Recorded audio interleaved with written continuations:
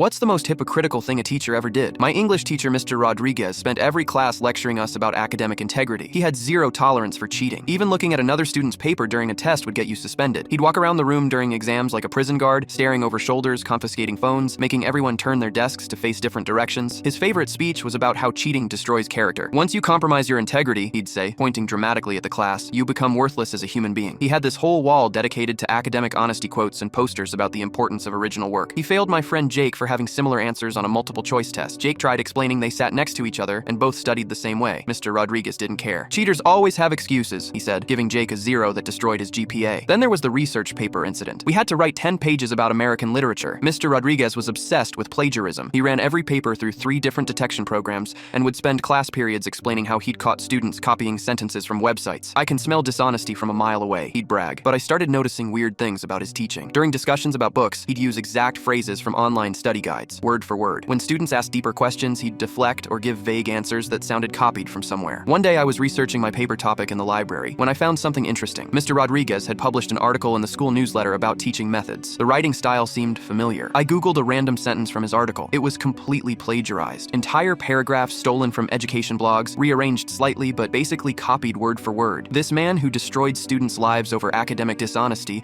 had stolen someone else's work and put his name on it. I dug deeper. His lesson plans, posted on the school website, were copied from teacher resource sites. His handouts were stolen from other schools' materials with just the school name changed. Even his famous integrity speeches were plagiarized from motivational websites. The next week, he assigned us a project on irony in literature. Perfect timing. I submitted my project about a character who preaches honesty while being dishonest themselves. But I also submitted something else to the principal's office. I printed out Mr. Rodriguez's newsletter article alongside the original sources, highlighted every plagiarized section, and included links to all the websites he'd stolen from. I added examples of his copied lesson plans and handouts. The evidence was overwhelming. 2 days later, Mr. Rodriguez didn't show up to class. The substitute teacher awkwardly explained he was dealing with administrative matters. Word spread quickly through the school. He was quietly transferred to a different district mid-semester. The school never officially announced why, but everyone knew. The teacher who failed students for academic dishonesty got caught cheating himself. Jake got his grade restored.